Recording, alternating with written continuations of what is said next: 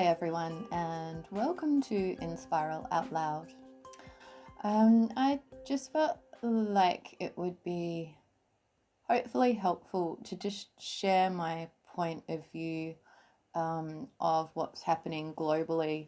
We're in late August, a few weeks into our second wave of lockdown in Melbourne, and there's a lot of disparity, it seems, between people that believe what the government and what the mainstream story is and people that don't.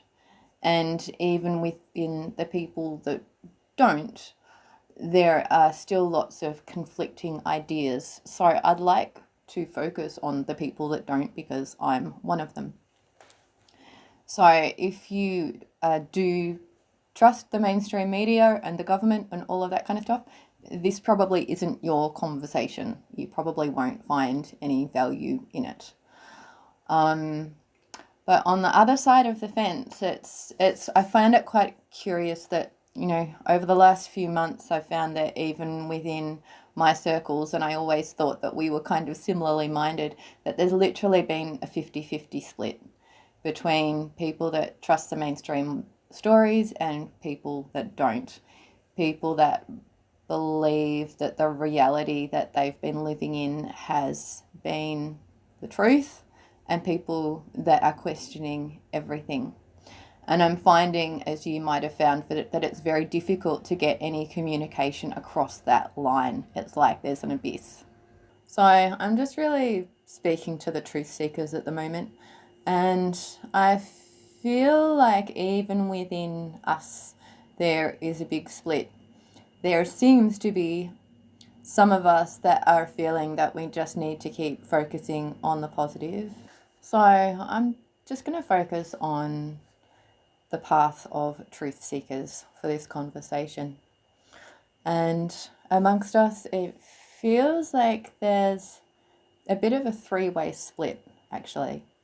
It feels like there's some people that feel like the focus should be on the peace, love, and mungbeans, on just focusing law of attraction style on what we're looking to bring in. And I absolutely see the medicine in that. And there is also the information truth seekers.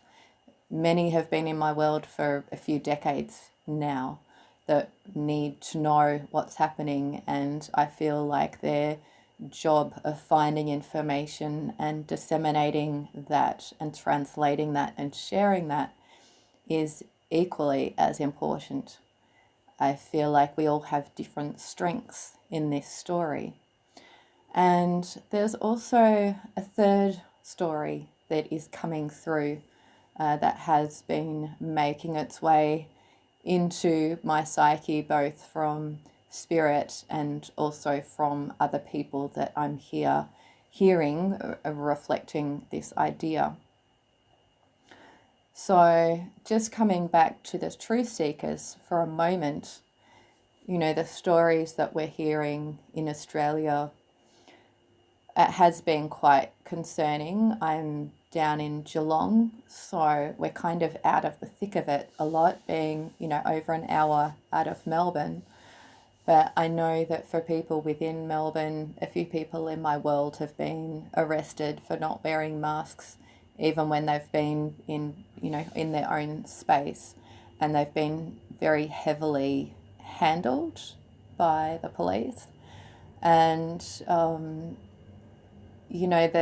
the sense of this impending police state and constriction feels to be quite strong. And, the closing down of the borders and the impending threat of mandatory vaccines. I'm not against vaccines if you have a choice about it, but I want to decide what goes into my body, and I don't think that anybody should have a right to take that away. But that's another conversation. So it's kind of felt like we've been hit left, right, and centre with all of these potential threats. And, we've literally just been bombarded. And then there's more and more stories about, the CCP taking over everything because overseas interests now own all of our farmland and water, and there's more and more pieces coming in that they're just enough to fracture our brains, right? And our hearts and psyches. And so I found, it can be quite easy to fall into fear and into feeling like, we're just sliding downhill, down a very slippery slope into the grasp of communism or a police state, or, whatever you want to call that stranglehold. But there's another story that's come through from quite a few different people, and it aligns a lot with the messages that I've been receiving. And as most, if not all of you would know by now, the deep state, cabal, black hats, whatever you want to call that force, that what's been holding us all in the clutches of control for decades and generations and, in fact, thousands of years, that's been getting a thorough clean out in the States and globally. Now, as far as I understand, that process began later in 2017. And so part of the story in relation to that, I've kept hearing people saying all we're seeing now being the last 6 months during lockdown, is the tale of the dying beast thrashing about in its death throes. And so I've had that sense in my system while I've also been processing the other things that have been rolling out that are very constricting. But I keep hearing people say, don't worry, this story is not for you. And what they're referring to is the fact that the deep state has been cleared out of Australia as well, and New Zealand, in fact. And I find that interesting because the clutches on our freedoms just feel so monumental and so over the top, and it's just been such rapid fire for the last 6 months that every time a new restriction or the extension of the state of emergency, or another border closing down, or now we've got mandatory masks, or now nobody will be able to get out of the state until you've got a vaccination, all of these different things, and with 5G rolling out, all of this stuff, it's almost like, I don't know, maybe they're deliberately trying to make us crack. And why would that be? So if you imagine that you are somebody that has trusted mainstream media, that has trusted politicians, that has trusted your banks and the people in the movies and the newspapers and all of the things around you without question, and if that's been the foundation for your life, for your identity, can you imagine what it would be like if that was threatened?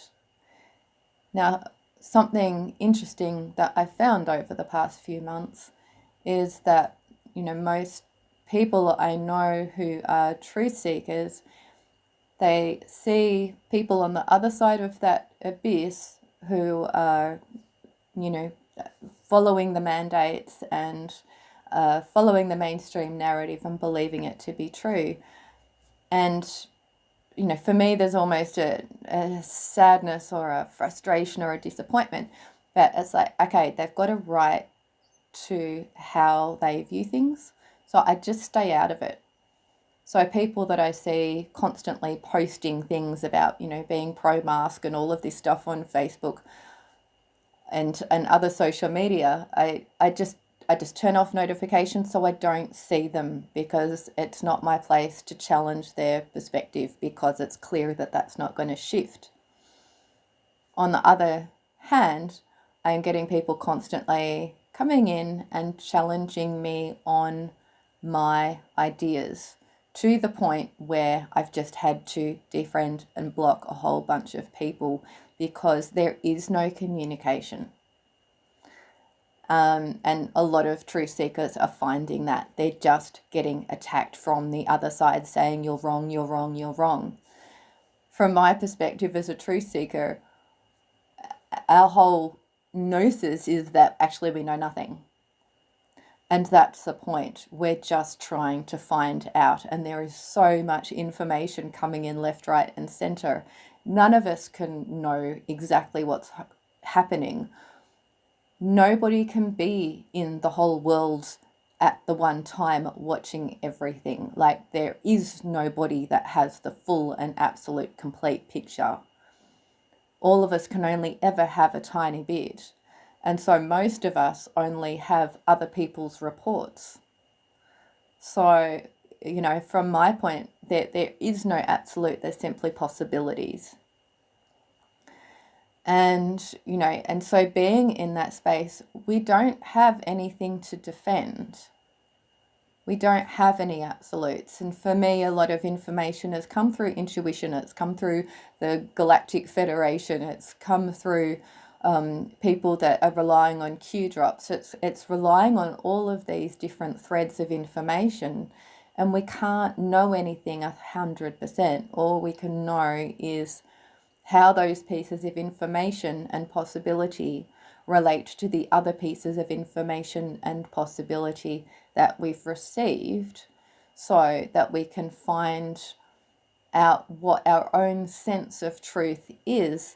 But it needs to stay pliable because it's shifting and changing all of the time. And, in the coming weeks and months and probably years, more and more truths are going to be coming out from the surface, from beneath the surface. So, we need to be flexible enough to just go, okay, I don't know anything. I've kind of got some ideas, I've got some narratives, but just to be in that neutral space, I think it's really important. But, some of the things that I've seen that are really making me consider this idea that actually Australia and New Zealand are under white hat control, and that this narrative is simply playing out to wake people up. I've seen a few things like the stories around full-term abortion. I mean, when you relate that to the idea that, a lot of this lockdown is being utilised by the white hats to basically, be able to bring the children out from under the ground. And I'm sure most of you watching would know that story right now. If you don't, I'll put some links in the comments or the description box. But, if that's the case, then it kind of makes sense that just for the safety of that operation, we would need to be out of the way in order for the powers that be to be able to clear out all the tunnels underground. And, we seem to be, I haven't researched this, so I don't have actual facts on it, but this is just my sense. So if you're curious about it, have a look and see what you think. But from my memory, quite early on in lockdown, I'm pretty sure we saw the military pop up in somewhere in Europe, and there was that fabulous tweet from some guy from the Navy that was doing a post in front of a white rabbit with a red pill and a blue pill. And that just made my day. I thought, you guys are in there clearing out kids and hauling them out away from slavery. So, and then we saw other areas, like we've seen areas of the States, like really, really clamped down. We saw Italy really clamp down. Now, all of a sudden, a lot of those areas are free. We saw Wuhan clamp down very, very early. And now suddenly Victoria is in tight clamp down. And then New South Wales, and then Queensland. Like, we're just seeing this play out. So, if indeed the powers that be are utilizing this in order to get the kids and out and to end child slavery, sex trafficking, all of that horrendous stuff that we know has been going on, then that makes me at least sleep a little better at night. The other thing I find curious is that there's more people that in the mainstream media that are starting to question specifically government and starting to talk deep state and starting to talk more about the corruption in, the highest echelons of business and show business and law enforcement and politics, all of those different things, and just the depth of abuse and corruption that has been rife in those areas. And, one of them being Ricardo, who has created the Australia One Party. I've never, ever been interested in politics until now. It's always been my motto that once upon a time, if you want to make a change in the world, you get into politics. These days, you get into business. Well, seeing somebody like him, I'm like, actually, I think politics might be working again. So check his work out if you haven't already. He's talking straight to the deep state. He's talking straight to all of the corruption that's happening, and his vision and his ideas for creating remedy in a very ground up rather than top down approach, I find incredibly refreshing, and it's given me a lot of hope. And I've seen people like Alan Jones, who's quite a controversial character, but he's certainly well known in Australian media and has been for a very long time. Like him or hate him, you probably know his name. And I've heard him ridiculing so many elements of this COVID schmovid situation, including a short snippet talking to a doctor in the last few days about yet another cure. It's not hydroxychloroquine. It's something else that's been used for 40 years, as far as I understand it. Virtually no side effects, extremely cheap. And, to have people publicly like that are now able to speak to the truth is quite curious. And also Chef Pete Evans, I've just gotten onto him recently. Quite a few of my friends have followed him for a long time. And he's another one very well known in the mainstream media and is really talking to all of this stuff now and making people think. So if indeed the deep state is actually under white hat control here, then, and if this whole story or if this whole situation is to get people to start to become suspicious of their government so that they can understand what actually needs to break down, then that's kind of making sense that some of these people in the media are now allowed to have that voice, because as most of us would know, there's so many truth tellers out there that just keep getting slammed and locked out of Facebook and YouTube, entire accounts disappearing, and getting shoved off Twitter and having Google blacklist people, and all of this kind of manipulation that's happening. It's just so over the top that it's almost like they're just saying, can't you see this? Can't you see how incredibly corrupt this entire system is? So I'm just sitting on that. I'm not getting angry. I try not to get angry. Sometimes I get a little shitty, but more at people's stupidity than anything. And if I see another person on the beach by themselves with no one around for 2 kilometers wearing a mask, it'll do my head in. Anyway, that's another story. But I just feel like giving energy to that timeline that says all is well, this is just to wake up the masses, don't worry, just play along and watch it as it unfolds. Put on some popcorn, rug up, just chill out. I'm just playing that for a few more weeks just to see what happens. At the same time, like, I know that there's all sorts of, lawful conversations and actions happening. And I think that's awesome. I think also within that, it's important to take those actions, to make those stands from a point of knowing what you're fighting for. I think that's really, really important. If we're just fighting against police state and just fighting against more and more constrictions, the energy of that is creating more things to fight.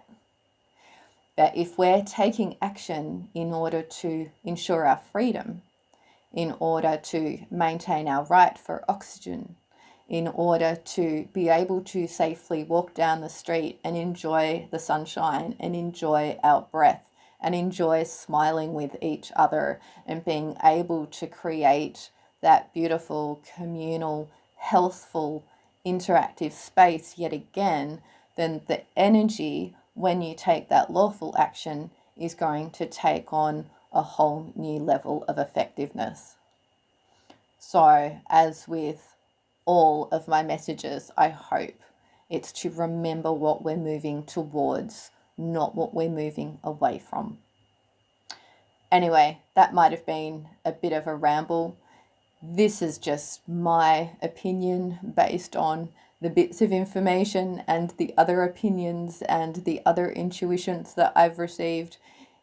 Some of it might speak to you, some of it might not. It's simply my truth, and if it helps you, bless you, and if it doesn't, thank you for listening anyway. So, I hope you're all well. Till next time, my friends, keep dreaming a good dream. Much love.